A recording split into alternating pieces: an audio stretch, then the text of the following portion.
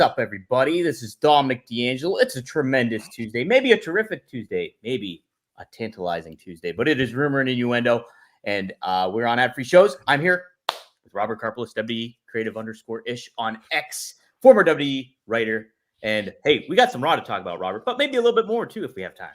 We got Raw, we got AEW, we got a lot of things to talk about. So we don't have time for Dom's weird alliteration at the start of this week's episode. Today's episode, weekly, it's a daily show, guys. We're here literally every day, Monday through Friday at noon Eastern. We thank you guys for joining us live. We're going to say a quick hi to Alt Jake. Good morning, Rumorites. Happy Tuesday. We have really not settled on what the proper terminology is for our Rumor and Innuendo faithful. Yes. You know, I know Rumor Heads yesterday. Rumor Heads was yesterday, and then Rumor Heads yesterday. It's working. I mean, look, at working stiff. They're the forbidden dorks. Hard-ons. We could be the hard-ons. No, it's too early. It's too early for that in this episode. We got another sponsor to talk about later on as well. That's right, guys. A new ad read for me. What a show! What a show last night. Monday Night Raw. Robert, it's a lot of fun. I watched it all this morning, and I just really enjoy the overall product, what Monday Night brings to pro wrestling.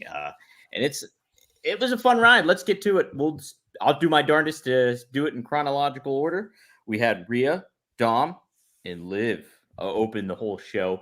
And I really love this segment. It really affirmed how great of a heel Dom is. He's like chewing gum and just standing there and kind of just saying like this adolescent like BS that Rhea reads right through. And Rhea is so great at the comebacks and what she had to say. And then we had Damian Priest show up behind both of them.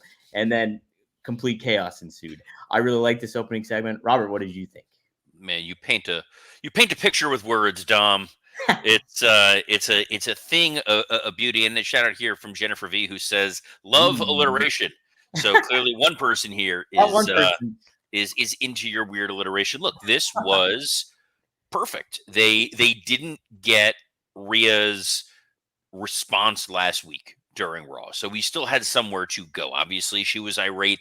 We didn't get into the nuts and bolts of it, that there was a very human response or reaction that, hey, I'm not thrilled about what happened, but at least I shed a lot of this dead weight.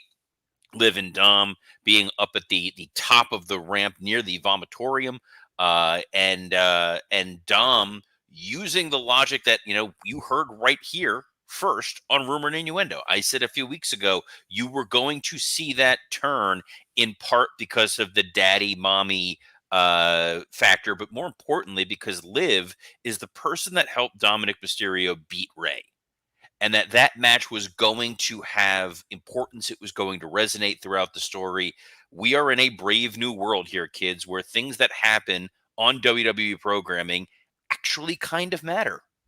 So what was neat? Oh, yeah. What was neat about it too, Robert, is like Rhea completely didn't dismiss her whole relationship with Dom either. She kind of added value to what she did for Dom, and like kind of like was like, I'm proud of you, but and you get to, say what you want, but this is going to be the last thing you get to say, unfortunately. So it furthered the proponent that she is scorned by him, but also enjoyed the fact that, like, hey, that was a genuine thing between those two from a storyline standpoint. Also, a great dig at the whole, yes, she helped you win.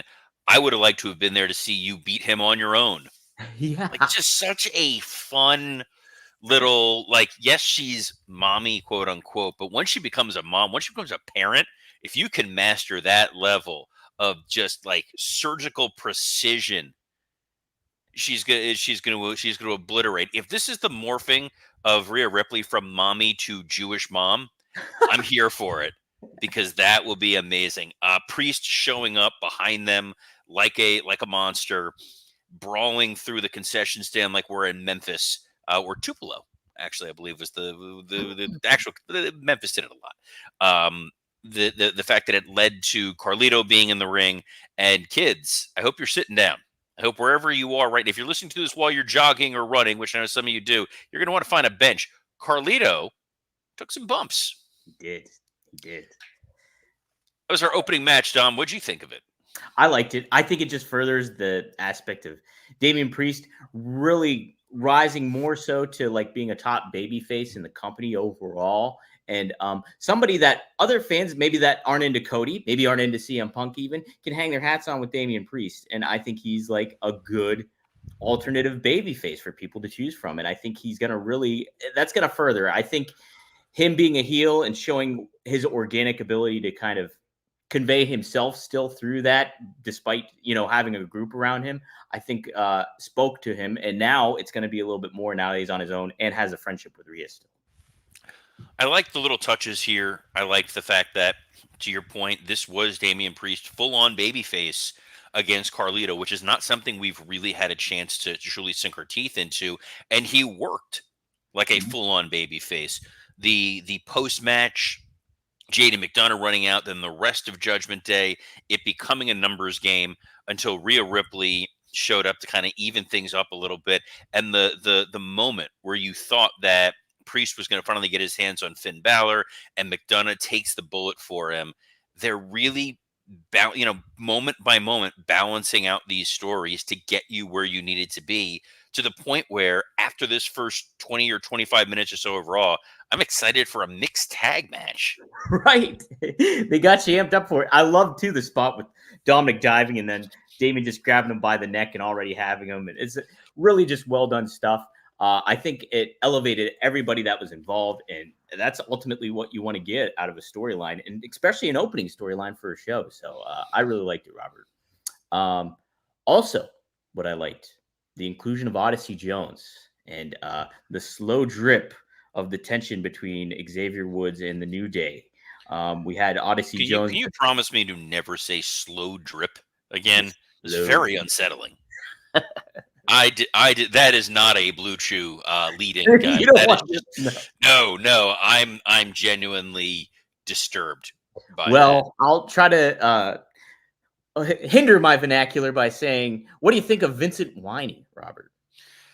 Vincent Winey got a graphic. He got a lower third graphic. So that dude is destined for success.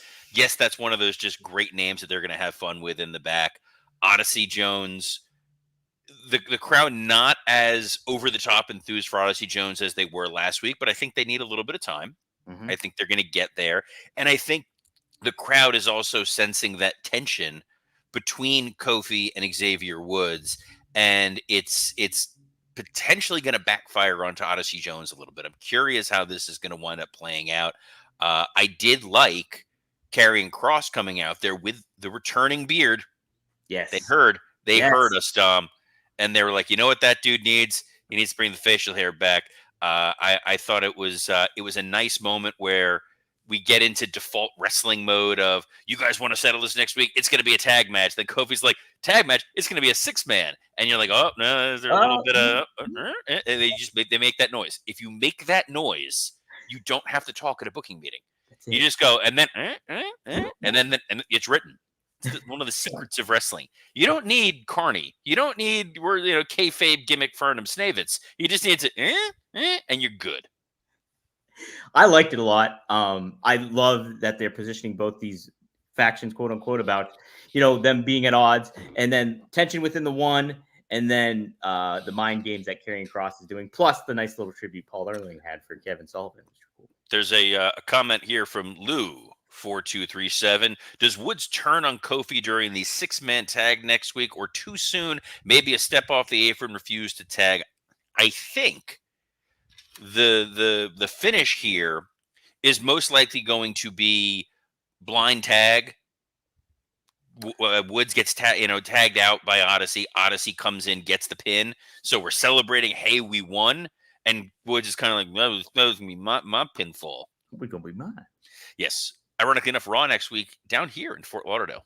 You gonna go, Robert? I don't know. Go. No, the effort it takes for me to actually leave my house, that's a lot. I don't want to have to. You got to drive down there. I used to work at that building. It's a whole thing. I'll see. You know what? The radio play-by-play guy for the Florida Panthers, Doug Plagans, happens to be a huge WWE fan. He had talked about possibly going. We're also both mutually friends with Jackie Redmond, so it might be fun to go see her. I would only go, honestly, I want to go see Pat. I want to go. I want to go see Pat. I'd like to go see Drew, and if Randy's there, because Orton and I go way back. We go back 19 years. Orton on Raw talking about going back 20 years. Dom. Yes. This was such a great segment. I jumped the gun a little bit. I realized we weren't at the Orton moment, but it was there. It was there, and you set it up perfectly, Robert. And I think addressing it furthers that point. Gunther and Randy Orton. Randy, matter of fact, really kind of laid back and has that cool anti-hero vibe to him that fans have already been attracted to. And then you get Gunther kind of like needling him a little bit, saying like, you're one of the greatest, but you could have been the greatest. And then you add to the fact too, he starts calling him a screw up, but not only that, starts calling his grandfather a screw up and his dad a screw up. And it just picks at Orton until finally he catches him out of nowhere when Drew McIntyre comes out. I love this. Really sets up the stakes and raises it for Bash at Berlin. And it's positioning Gunther so very well, I think, in this. It positioned everybody perfectly. Orton, everybody likes Orton as a heel. Orton it's the most natural thing for him. When he's a babyface, it's sneakily one of the most fun things in wrestling. It is. He is just a dude who does not give a damn. Yeah. And it's kind of very close to the real Randy Orton. It's all about him trying to pop himself. And that's what matters, being able to get in my smoking hot wife or my smoke show of a wife. Yes, the narrative that he was a problem child can confirm. That's all I'll say. My relationship with Randy Orton during my time at WWE versus my relationship post WWE, two very different things.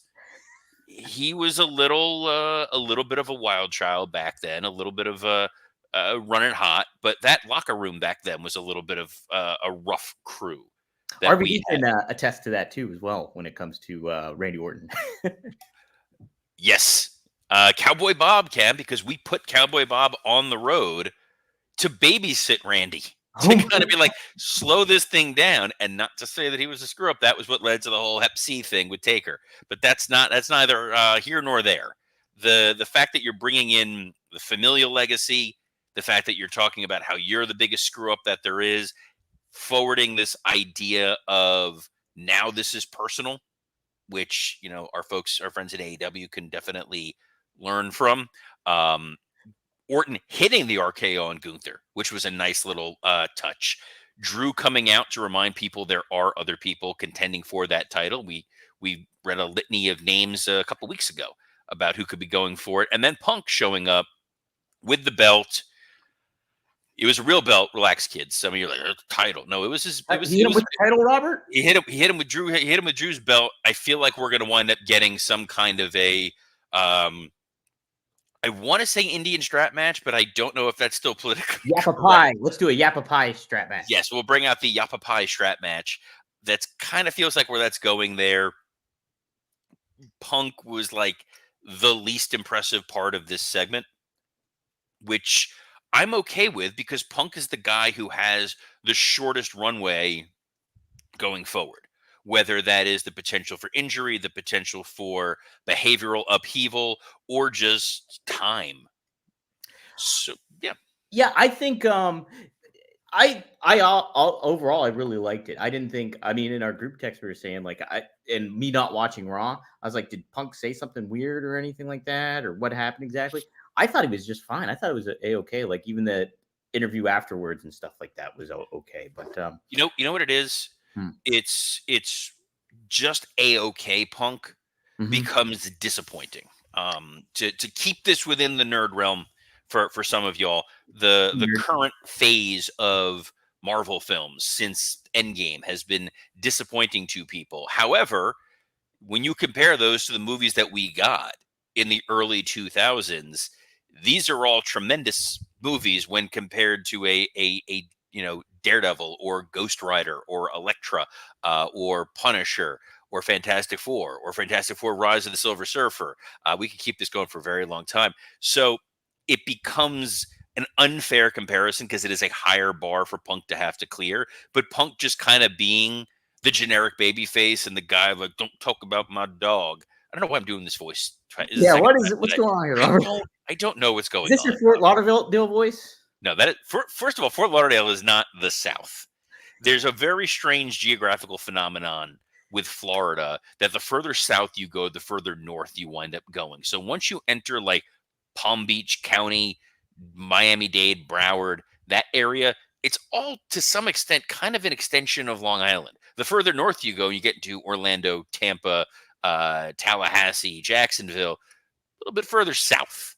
A little bit further south when you go. That's all I'm gonna say. We're not getting into Florida geography here. What we are getting into is, I'm trying to find the next segment because I jumped We around. have You lead the way, man. I've broke my own rule of sticking with within. Don't call me Butch. Attacking Sheamus after Sheamus had a little confrontation with Ludwig Kaiser, which I thought was great. I mean, like, Sheamus is that good kind of upper mid card baby face. I think that's like, fans can still get behind because he has a legacy now. But then you got this new introduction of Ludwig Kaiser as this like meddling heel and very and I was surprised to see him like mash up height to height, and they're basically the same. So but either way, Pete Dunne is not. He attacked Sheamus and further that storyline. I thought was good. They're covering all the bases here, Robert, and I like it.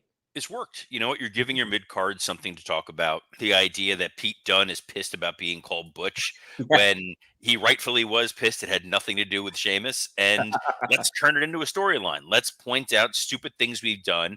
This is sort of the modern equivalent of pointing out that Kofi Kingston had a Jamaican accent at one point in time in the past. So I do love that. I love where we're going with that match. I love the fact that we got the Alpha Academy American Made segment where we finally aligned Ivy Nile with that group, and seeing Gable in Paris, who was obviously there for the Olympics.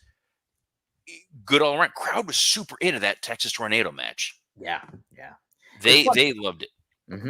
I thought that was great. And guys, speaking of American Made, I know we have a brand new sponsor here on Rumor and Innuendo. And guys, as you know, this show is only 30 minutes long. You know what the most valuable thing on this show is? Time. And the most important thing when it comes to time is managing and worrying about body odor, because that used to take a lot of time out of my day, a lot of time out of Dom's day. I only got so much time in the morning to get ready. I got to get the kids out the door. I got to get ready for work. I got to make sure that I'm plugged in and ready so that I am here at noon being able to talk to you guys, Rumor and Innuendo. And living in Florida, where it is 98 degrees outside, I walk my kids to school, I come back, I'm paranoid about smelling, especially as I get out of the middle of the day. And all that can be really, really time consuming. We don't have that time for that. I don't have to worry about that anymore because I switched to Mando, whole body deodorant. They sent a box to my house. Dude, this thing has been a game changer. This means more time that I have to sit here and watch wrestling and talk about it with you guys. Here's why. There was a colon there. Reading comprehension, guys. Mando doesn't just cover up odor after the fact with heavy fragrances like certain other deodorants. It stops odor at the source by blocking the bacteria on your skin from eating your sweat. Hope you guys aren't eating lunch while I'm talking about this. That eating of your sweat is what actually causes BO. What does that mean? It means Mando is clinically proven to control odor for up to 72 hours. That's a long time. That is longer than how it felt sitting through a 3-hour Thunderdome episode of Raw.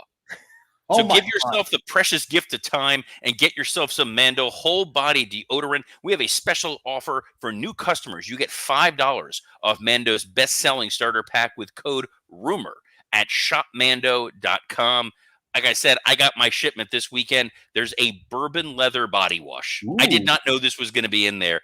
That has become the home run. That is a 5-star scent, a real 5-star scent, not like when Meltzer gives every Kenny Omega match 15, 16 stars.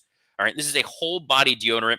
It is seriously safe to use anywhere on your body. Dom has way too much of his body exposed right now. All over here. He can put it on almost every inch of what you see. We can still keep our PG rating. This was created by doctors who saw firsthand how normal BO is being misdiagnosed and mistreated like Ricky Starks in AEW. It is aluminum-free. It is baking soda-free, cruelty-free, dye-free, vegan. Please don't eat it.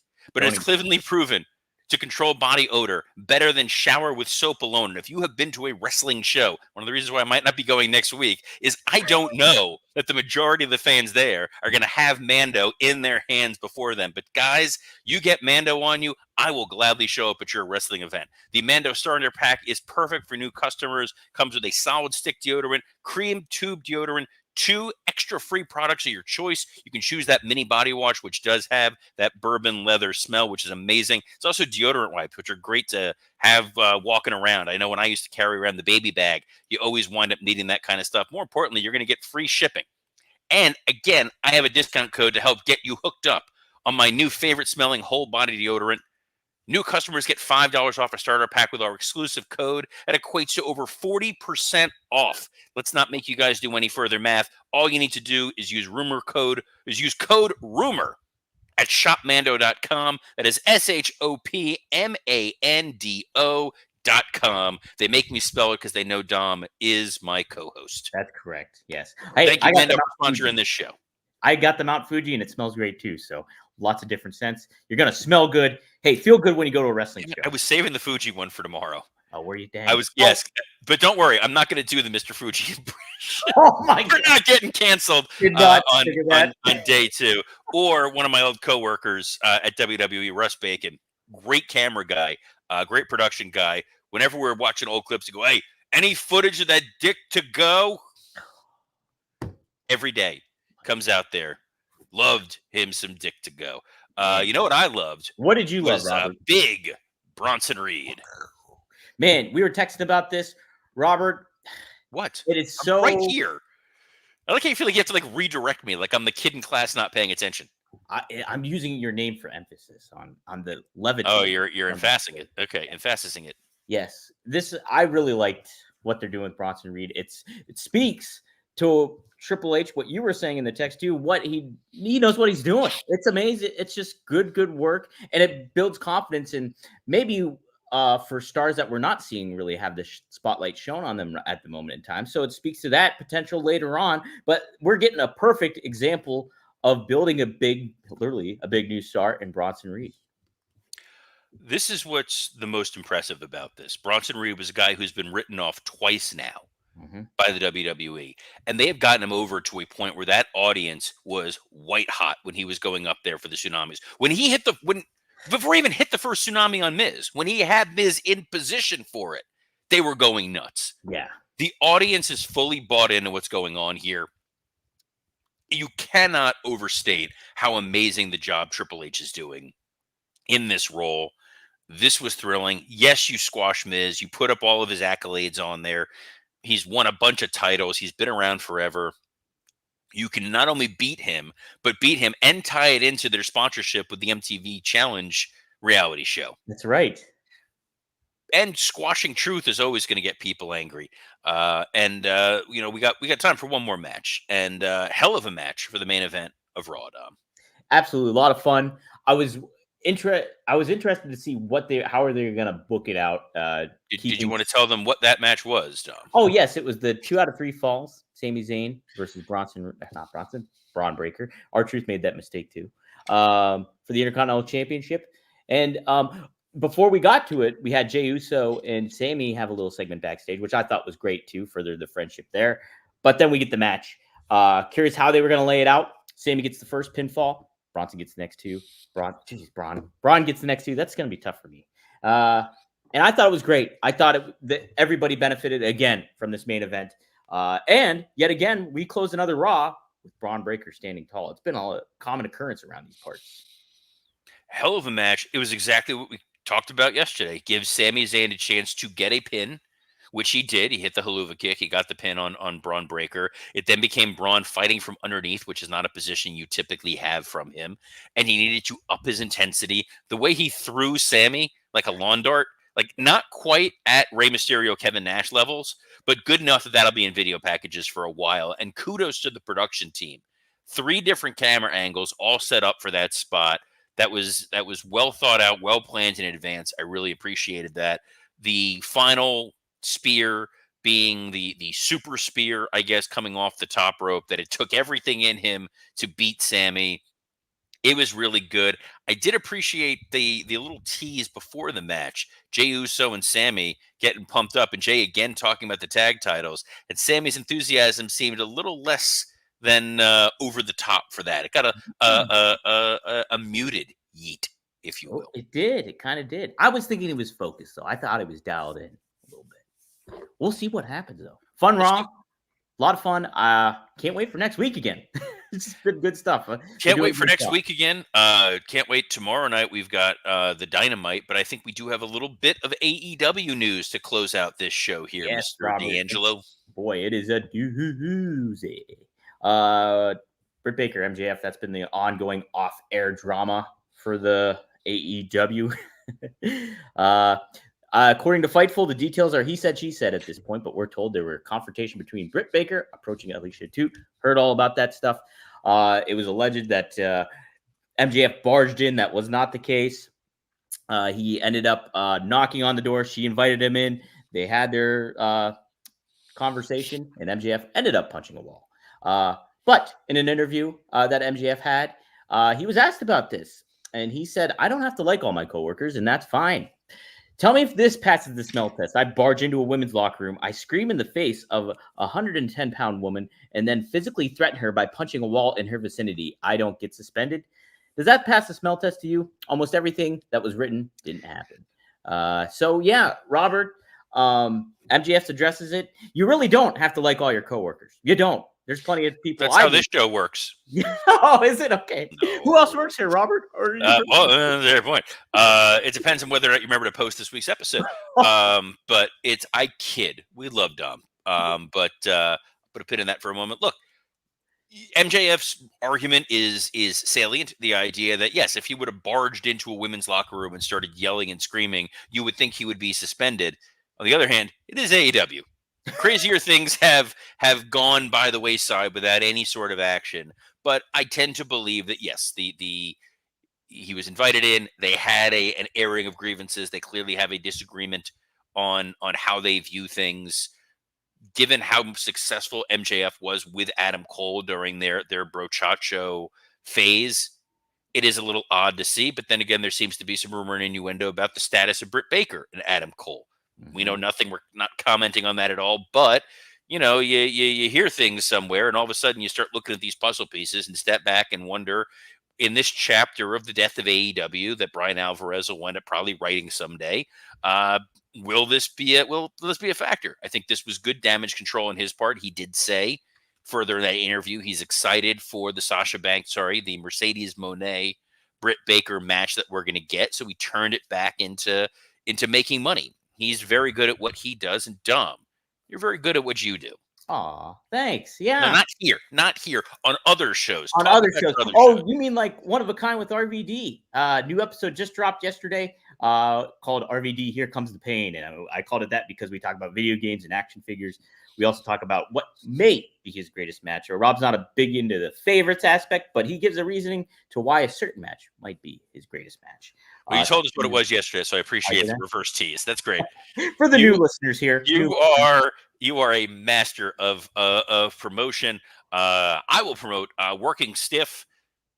That comes out usually Thursday, if Don remembers to post it, on anywhere that you get your podcast, iTunes, Spotify, and the like, which is the same place you can get the audio version of Rumor and Innuendo. In case you've missed an episode, want to go back in the archives, those are there, or you can join us live every Monday through Friday at noon Eastern on a plethora of platforms, including the WW Creative _ish X account, the SE Scoops X account, and on YouTube on ad-free shows, Rumor and Innuendo, and Working Stiff. Don, we made it through another one, man. We did. All in one piece, too, which is nice. It was a slow drip, though, Robert. I will say that. You said it again. So, all right. On behalf of the human slow drip, Dominic D'Angelo, I'm Robert Karpelis. Best of luck in your future endeavors. Tsunami, guys. Tsunami.